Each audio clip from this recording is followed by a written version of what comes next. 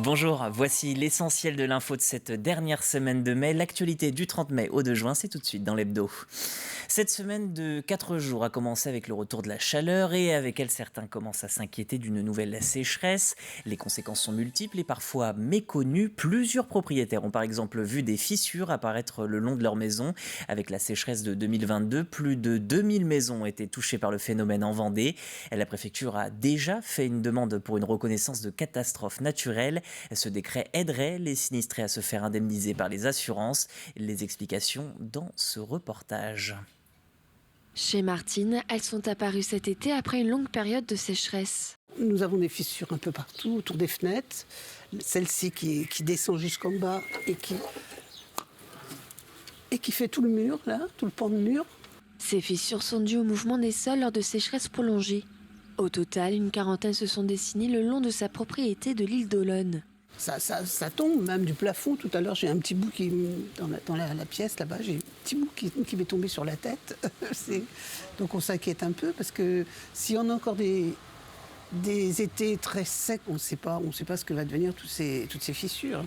Dans le temps, ces plaies légères peuvent devenir de vrais balafres. Cette maison est touchée depuis 2016. Il y a un décalement entre la partie haute et la partie droite, un décalement latéral, et le fait que tout s'enfonce, ça continue, il y a des fissures qui montent là, et ce qui fait que la fenêtre, elle, il y a également un décalement et on ne peut plus l'ouvrir. C'est une fenêtre qu'on ne peut plus ouvrir, et le vent, bien sûr, s'engouffre. Coût des travaux pour toute la maison, 190 000 €. Face à l'ampleur du phénomène, ce sinistré a co-créé une association pour aider les victimes et faire reconnaître leurs droits. Une aide bienvenue car ce problème n'est pas sans incidence. Ça fait vieillir. C'est pas les fissures par elles-mêmes qui font vieillir. C'est les problèmes que l'on a avec les assurances pour faire avancer les dossiers. Comment résumer ça ? On a l'impression que c'est la lutte du pot de terre contre le pot de fer. Les assurances qui devraient être là pour nous aider, elles cherchent souvent à nous enfoncer. Et ça représente une grosse partie de tous les dossiers que j'ai dû faire, que j'ai dû répondre, c'est quelque chose de... Et je sais que beaucoup de gens lâchent. Après l'apparition d'une fissure, contactez la mairie dans un délai de 18 mois. Si l'état de catastrophe naturelle est reconnu, vous aurez 10 jours pour envoyer une lettre recommandée à votre assurance. Avec ce week-end, vous en profiterez peut-être pour faire votre déclaration de revenus. Vous avez jusqu'au 8 juin pour la faire par Internet sur le site impôts.gouv.fr, impôts avec un S. À noter que la DDFiP, la Direction départementale des finances publiques, propose des bureaux locaux pour répondre à vos questions. Certains sont situés dans les France Services de Vendée et d'autres dans des locaux fournis par la mairie. C'est le cas à Esnay, par exemple, que vous voyez sur ces images, où l'accueil est situé dans le centre social Mosaïque les mercredis matins. Ces espaces sont plus agréables pour les contribuables. Je suis ravi de me rapprocher des contribuables parce que déjà ça évite les déplacements intempestifs à La Roche-sur-Yon parce qu'on mine de rien le réseau en termes d'impôts des particuliers il est concentré dans quelques grandes villes, donc ça évite les déplacements. Pour la planète c'est déjà pas mal, il n'y a qu'une personne qui se déplace et pas 25, puis on se rapproche, on est quasiment chez nos contribuables, donc la relation est différente. Ça facilite les échanges. Voilà, on est plus à même de comprendre ce qu'ils veulent parce qu'ils sont moins stressés qu'en rentrant dans un gros centre des finances publiques. Autre service délocalisé, des papiers d'identité à Saint-Fulgent. La municipalité vient de devenir la 6e commune de Vendée à signer un contrat d'urgence. Une employée va donc gérer un service de titre d'identité. Désormais, 32 communes vendéennes peuvent traiter ce genre de demande, ce qui permet de réduire le délai d'attente à 54 jours. Il y a un an, à titre de comparaison, cette même attente était estimée à plus d'une centaine de journées. Comment l'État aide les communes ? L'État verse une dotation qui est de 9 000 € par dispositif de recueil. Et les communes qui améliorent leur performance, et c'est le cas ici à Saint-Fulgent, qui délivrent 20% plus de 20% de rendez-vous, ont une aide supplémentaire de l'État, c'est-à-dire de 4 000 € supplémentaires. Et donc dans le département, il y en a 6, dont Saint-Fulgent. Et je tenais aujourd'hui... pour souligner l'effort fait par la commune de signer avec le maire ce contrat. Ce dimanche, c'est la fête des mères. Parmi les traditionnels cadeaux, les bouquets de fleurs. Et vous êtes de plus en plus nombreux à faire appel à des artisans locaux. En Vendée, Coralie Vinet cultive ses propres fleurs depuis quelques mois à Beaulieu-sous-la-Roche. Alix Lanos vous propose de découvrir sa ferme florale. Elle est nommée Les Singulières. Coralie cueille les derniers statis cultivés ici dans sa ferme et qui composeront les bouquets qu'elle prépare pour la fête des mères.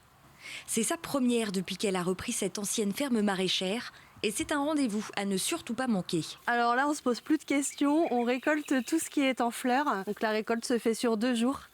Vu qu'il n'y a pas de stockage, on récolte tout en dernière minute. Et puis ensuite, on confectionne les bouquets, les commandes et puis les bouquets pour le marché et la vente à la ferme. Voilà, il faut que les clients soient au rendez-vous et puis que tout soit vendu à la fin du week-end. Coralie, ancienne fleuriste devenue productrice, cultive ici une 50aine de variétés de fleurs de saison avec le plus faible impact écologique possible. Là, l'idée, c'était plutôt de s'imposer le rythme des saisons. Du local, du bio aussi, donc travailler sans pesticides, sans traitement. On peut voir là derrière le filet qui protège les cultures des insectes. Ça évite les traitements pour les ravageurs. Il faut vraiment des choses qui soient adaptées au terroir parce que rien n'est hors sol, tout est dans le champ. Donc en pleine terre, il faut vraiment que ça soit adapté. Et sinon, après, il y a des choses que je mets en culture là prochainement, les pivoines, donc, que je vais implanter à l'automne. C'est la fleur phare de la fête des mamans. Mais pour l'instant, je n'en aurai que dans 5 ans. Parce que le temps de lancer la production et de pouvoir récolter les premières pivoines, il faut 5 ans. Pas de pivoine donc cette année pour la fête des mères, mais des giroflées, campanules, pavots ou encore mollucelles. Des fleurs imparfaites et poétiques pour des bouquets champêtres, naturels et éco-responsables. Ça ne va pas dépendre que de nous, ça va dépendre de la météo, des pics de chaleur. Là, il a fait très chaud, donc il y a beaucoup de choses qui sont arrivées cette semaine. Et puis, on ne peut jamais faire de pronostic, en fait, promettre des choses aux clients. Ce sera vraiment sur le coup ce qui a poussé au moment de la fête. Dans le hangar où elle accueille le public chaque vendredi de 16h à 18h, Coralie et Mathilde, en stage avec elle, vont donc maintenant confectionner les bouquets. Des bouquets de fleurs fraîches qu'elles vendront ce samedi matin sur le marché de Montaigu et également dimanche matin, puisqu'à l'occasion de la fête des mères, la ferme florale sera exceptionnellement ouverte de 9h à midi. Éducation à présent. À la rentrée, le lycée Pierre Mendès France proposera une nouvelle licence professionnelle. Son nom, métier de l'entrepreneuriat, manager et développer une TPE-PME. Ce diplôme est assorti d'une spécialité gestion de projets événementiels, culturels et sportifs. Pour mener à bien leurs études, les jeunes seront invités à partager leur emploi du temps 3 jours en entreprise et 2 en cours. Ce nouveau parcours, c'est aussi une formation rare sur le territoire dont l'objectif est d'inciter les jeunes à rester dans la région. Ça permet de fixer une démographie sur le territoire, d'avoir des jeunes qui vont rester au plus près du besoin économique et ça permet d'accompagner le développement économique même d'un territoire. Ça, c'est une première chose. Et puis, ça réduit aussi les empreintes carbone, d'aller devoir refaire de la route pour aller se former. Et puis, il faut reconnaître que cette licence entrepreneuriat, elle est parfaitement adaptée à la culture vendéenne. Les Vendéens sont extrêmement entrepreneurs. Ce sont des gens qui ont un esprit d'initiative très important, ils ont un esprit de développement économique fort et cette licence, elle s'inscrit bien dans cette culture. Prenons à présent le chemin de la fabrique à pain. C'est la boulangerie de Florian Petit-Grégoire. Voilà quelques jours, ce boulanger est devenu vice-champion de France de baguette tradition. C'est le premier Vendéen à recevoir cette distinction. Une récompense de plus pour le récipiendaire de la médaille d'or du concours départemental et régional. À Chavagnan-Paillé, Colline Davy est allée à sa rencontre. Voici l'une des meilleures baguettes tradition du pays. Ouais, c'est pas mal, correct. Ce boulanger vient d'être récompensé au concours national avec une 2e place et son secret, le voici. Donc l'autolyse, c'est un mélange vraiment grossier d'eau et de farine. J'ai mis le sel également. Et on la laisse reposer, ce qui va permettre à l'amidon de bien absorber l'eau, au gluten de se détendre, aux acides aminés de commencer à travailler. Il n'y a pas de secret plus que ça pour faire un pain gustativement bon. Il faut du temps.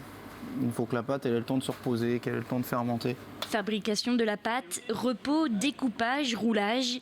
Les gestes sont appliqués, maîtrisés, mais pour remporter le concours, il faut aussi savoir s'adapter. Alors nous, tous les jours, on s'adapte à nos conditions de travail, puisque voilà, le temps, la température, l'humidité a une incidence sur notre travail. Par contre, le matériel et les produits, les matières premières, on les connaît. Là, effectivement, c'est des paramètres encore différents. Et en fait, finalement, celui qui s'adapte le mieux à tous ces paramètres qui gagne, quoi. Pour passer les finales départementales puis régionales, cet artisan a pu compter sur l'expérience de son boulanger. Et pour un tel produit, le savoir-faire est primordial. Normalement, c'est censé être un produit qu'on fait tous les jours, donc qu'on connaît par cœur, mais en conditions concours, c'est complètement différent. C'est le pain de tout le monde, quoi. Tout le monde en mange tous les jours. Donc savoir que ce qu'on fait, c'est de la qualité et que c'est reconnu par les personnes de notre métier, c'est important pour nous, quoi. Une reconnaissance qui s'affiche aujourd'hui en vitrine. Celui du concours départemental, celui qu'on a obtenu au régional, donc à Laval. Et celui-ci, c'est le deuxième prix qu'on a obtenu à Paris. Quand on est le premier quelque part, c'est toujours une fierté, mais en même temps, ça met un peu de stress parce que le résultat, c'est que maintenant, il faut qu'on soit... C'est bien d'arriver, mais maintenant, il faut durer. Les gens, ils voient qu'on a eu le résultat. Quand ils viennent, il faut qu'il y ait toujours la même exigence, le même résultat des produits, quoi. Donc c'est bien et en même temps, du coup, ça nous challenge. Un challenge, car au-delà du concours, 300 baguettes tradition sont vendues tous les jours dans cette boulangerie. Et puis prenons la direction désormais de Cholet. 19 établissements ligériens se sont rassemblés pour la 10e édition du prix littéraire des lycéens. 2 catégories pour récompenser la meilleure BD, mais aussi le roman préféré des jeunes. Des rencontres avec les artistes et des restitutions par groupe étaient également prévues pour ce projet pédagogique. Le récit de cette journée avec Agathe Poulet. L'océan profondément mis les limites du moi. Sous forme de sketch, de lecture, de vidéos ou encore de musique, les lycéens montent chacun leur tour sur scène pour réciter leur travail inspiré par les romans et bandes dessinées en compétition. 5 mois de projet riche en émotions qui s'achèvent pour ces jeunes des lycées polyvalents de Montaigu et Luçon. C'était super intéressant aussi de voir le point de vue des artistes et j'ai trouvé que c'était juste une super expérience. Ça nous permet de lire, de pouvoir découvrir plusieurs écrivains, plusieurs thèmes de livres, voir les auteurs, puis les retours des autres classes, parce que c'est des lycées qui sont plutôt loin de nous, des gens qu'on ne connaît pas, et voir ce que chacun en a pensé, c'est très intéressant. C'est une bonne chose, surtout pour les élèves qui n'ont pas forcément l'habitude de lire. Ça donne aussi de la valeur au travail des écrivains. Un projet culturel et éducatif qui permet de donner accès à la littérature contemporaine et de rencontrer des auteurs. Ça donne quelque chose de concret à voir aux élèves, à comprendre sur la façon dont les livres sont écrits.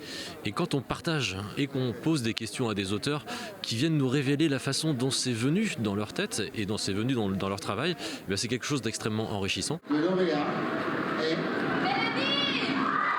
Après un vote des lycéens, Yamen Manaï remporte le 10e prix littéraire des lycéens avec son livre Bel Abîme. Un honneur pour cet auteur qui est allé à la rencontre des lycéens de 9 établissements.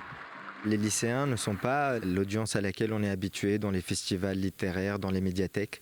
Donc c'est important d'aller les voir là où ils sont, dans leur lycée, et de les faire aimer la lecture. Donc c'est pour ça que dès qu'il s'agit pour moi de travailler avec des adolescents, j'ai beaucoup d'enthousiasme à le faire. C'était une aventure inoubliable, vraiment. Et elle se conclut le jour de mon anniversaire par la réception du prix. Donc voilà, il y a tout pour que ça soit gravé à jamais dans ma mémoire. Pour la première fois en 10 ans, une deuxième catégorie a été créée pour promouvoir le 9e art. Il s'agit de la bande dessinée avec 4 nommés. La littérature, elle se vit partout, à la fois dans le roman, mais aussi dans la BD. C'est aussi une bonne approche, finalement, pour des gens qui sont un peu éloignés du roman, que d'aborder la lecture à travers la BD et puis petit à petit les emmener vers le roman. Pour cette 10e édition du prix littéraire des lycéens, 800 élèves issus de 19 établissements de la région ont participé à cet événement. Et c'est donc sur ces images que se termine cet hebdo. Merci de l'avoir suivi. C'est la fin de cette édition. La semaine prochaine, Caroline Tronche sera aux manettes de la matinale. Diane Delangle au journal. J'aurai pour ma part l'occasion de vous retrouver sur une toute nouvelle semaine de Vendée en direct. Bon week-end, belle fête des mères et à lundi pour une nouvelle semaine d'actualité.